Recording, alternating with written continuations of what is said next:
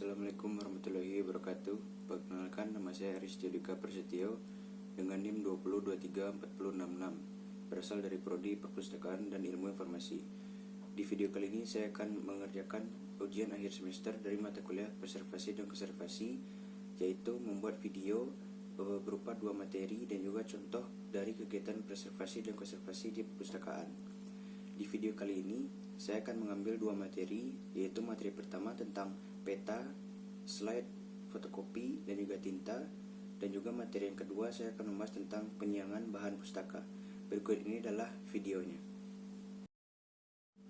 Baiklah, pada materi pertama kita akan membahas 4 topik penting, yaitu tentang peta, slide, fotokopi, dan juga tinta.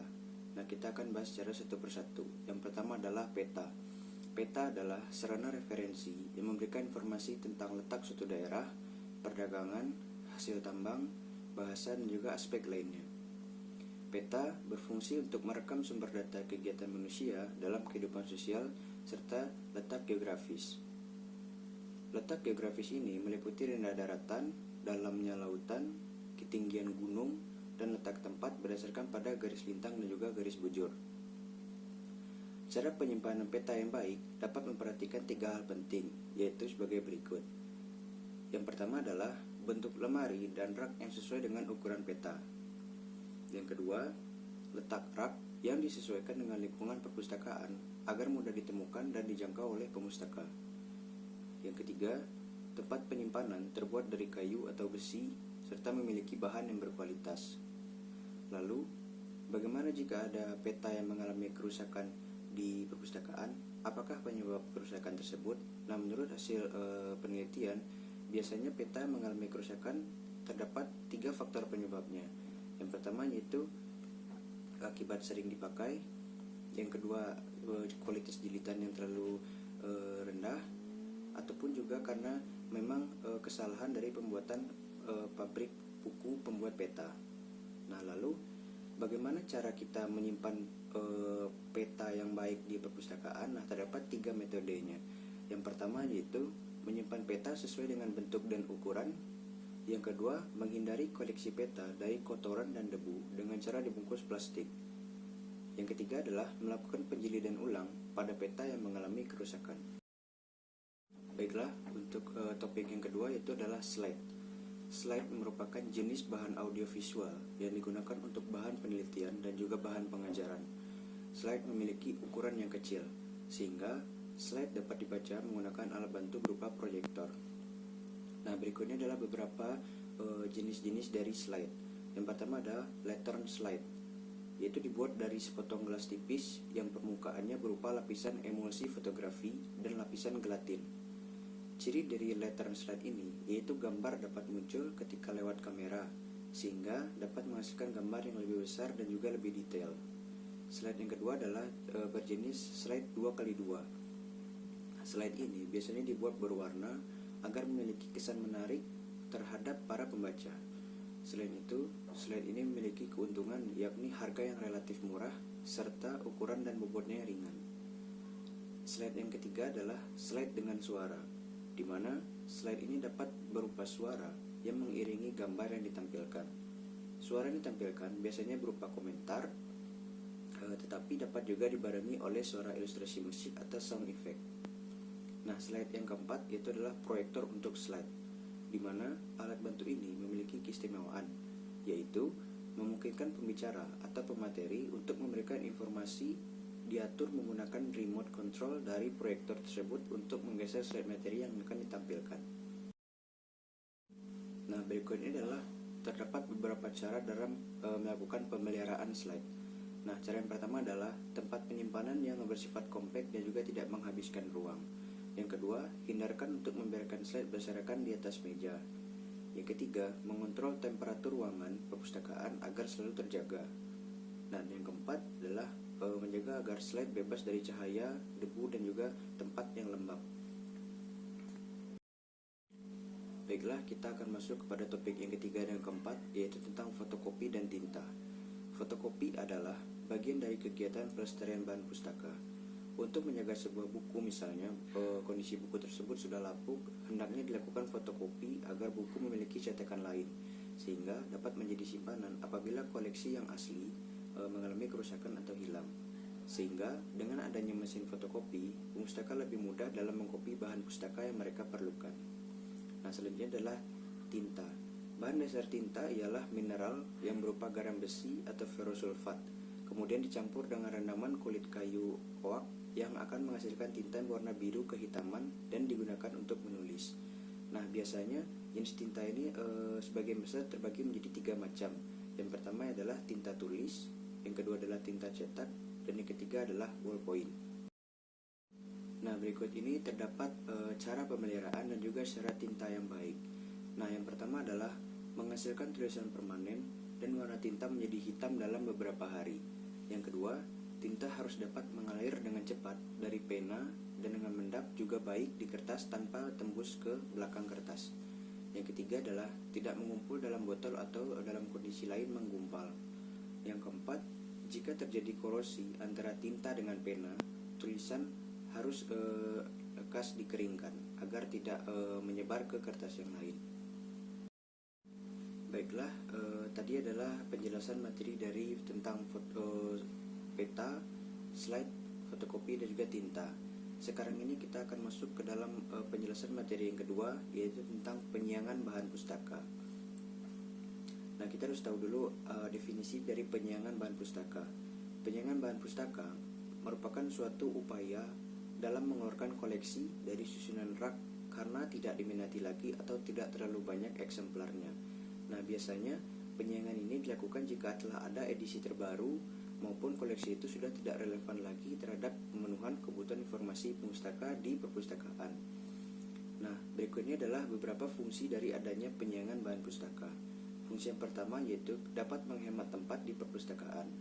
Yang kedua, dapat menghemat waktu baik bagi pemustaka ataupun juga petugas perpustakaan. Yang ketiga, membuat koleksi lebih menarik. Yang keempat, meningkatkan reputasi perpustakaan. Nah, lalu setelah kita memahami fungsi dari penyiangan bahan pustaka, kita harus mengetahui tujuan dari adanya penyiangan bahan pustaka. Nah, yang pertama adalah menyelamatkan nilai informasi dokumen. Yang kedua, menyelamatkan nilai fisik dokumen. Nah, kedua hal ini sangat berkaitan. Jika nilai fisik sudah bagus, tentunya kita juga harus menjaga nilai informasi agar mereka saling membutuhkan. Jika fisik bagus, tentunya informasi dihasilkan juga akan lebih bagus. Nah, lalu cara yang ketiga adalah mempercepat proses temu kembali informasi. Nah, yang keempat, mempermudah petugas perpustakaan untuk mengelola koleksi secara efektif dan juga efisien. Selanjutnya, apa saja kriteria yang dapat kita pilih dalam melakukan penyiangan bahan pustaka? Nah, berikut ini terdapat beberapa kriteria dalam melakukan penyiangan bahan pustaka. Nah, yang pertama, penyiangan bahan pustaka berdasarkan penampilan atau kondisi. Nah, tentunya jika kondisi dari koleksi perpustakaan sudah tidak memungkinkan atau sudah tidak layak untuk ditampilkan, maka sesegera mungkin koleksi ini harus ditarik agar diganti dengan koleksi yang lebih baru dan juga kondisi fisiknya yang lebih memadai.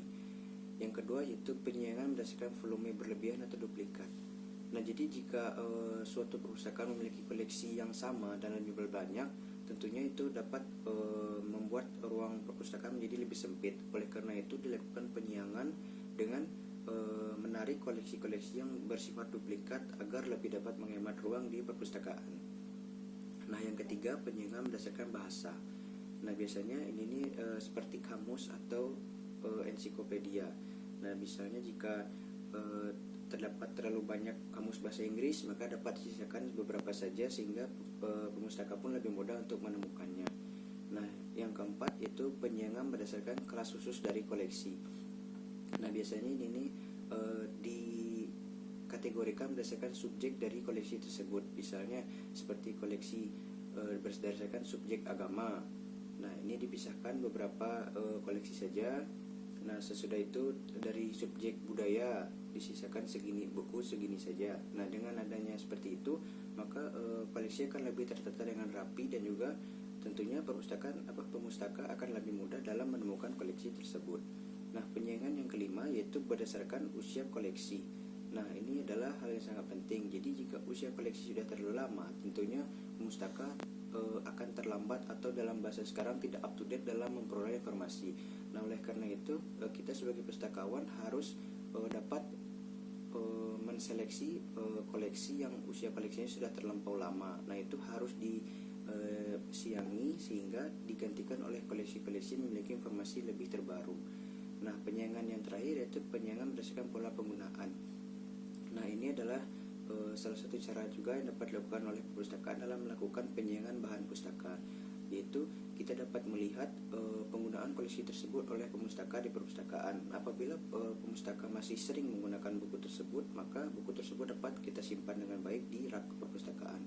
Namun jika sudah tidak lagi sering digunakan oleh pemustaka, alangkah baiknya buku tersebut disiangi atau dikeluarkan dari rak dan juga digantikan oleh buku yang lebih dapat memenuhi kebutuhan informasi bagi pemustaka di perpustakaan. Nah, selanjutnya adalah sarana dan juga prosedur yang dilakukan dalam melakukan penyiangan bahan pustaka. Sarana yang diperlukan dalam melakukan penyiangan bahan pustaka menurut Aidil Putra pada tahun 2019 itu sebagai berikut.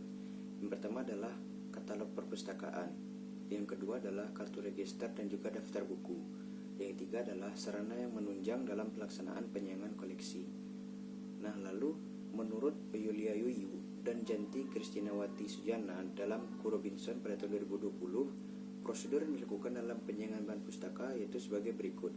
Nah, langkah yang pertama adalah pemilihan bahan pustaka yang akan disiangi. Nah, tentunya ini kita sebagai pustakawan harus melakukan seleksi bahan pustaka terlebih dahulu mana yang akan dilakukan penyiangan. Nah, yang kedua yaitu pencabutan kartu katalog buku. Nah, jika sudah menseleksi bahan pustaka yang akan disiangi, tentunya kita harus mencabut kartu katalog agar tidak lagi memiliki identitas yang tercantum di dalam katalog. Nah, yang ketiga yaitu melakukan pengecapan, yaitu buku yang sudah dicabut kita lakukan cap dengan alat cap yang berisi tinta sehingga bisa dipastikan bahwa buku ini bersifat akan disiangi dan juga akan dimusnahkan.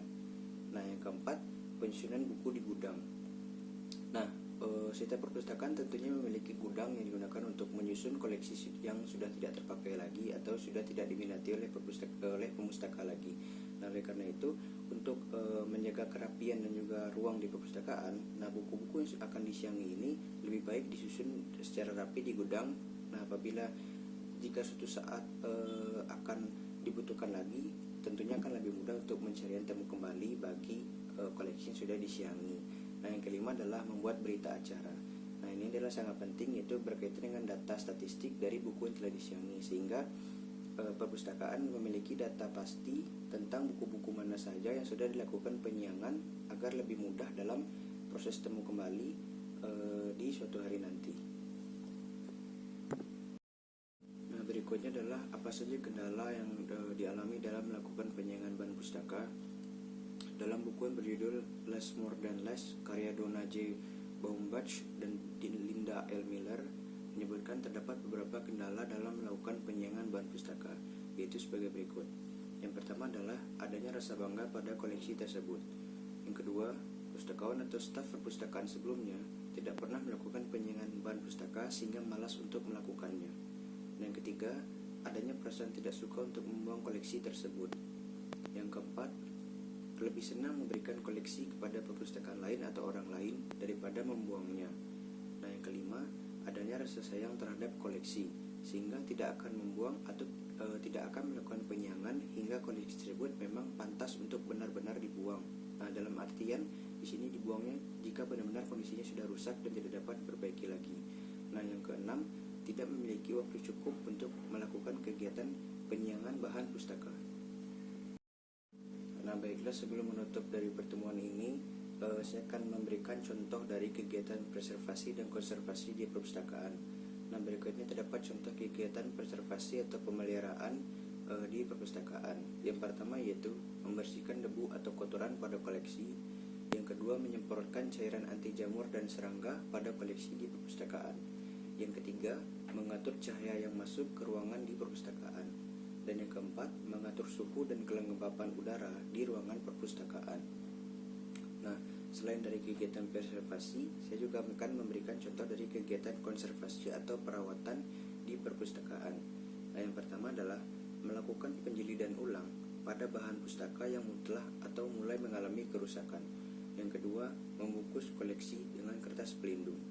Yang ketiga, memasukkan koleksi ke dalam box yang kuat dan juga tahan lama. Yang keempat, melakukan fumigasi atau proses pengasapan dalam upaya menghilangkan jamur dan serangga. Yang kelima, melakukan deasidifikasi atau penghentian keasaman pada kertas dan juga melakukan laminasi agar koleksi tetap kuat dan terjaga kualitasnya dengan cara dibungkus plastik. Nah, proses laminasi ini dapat dilakukan secara manual ataupun juga menggunakan mesin, tergantung bagaimana perpustakaan untuk melakukan kegiatan tersebut.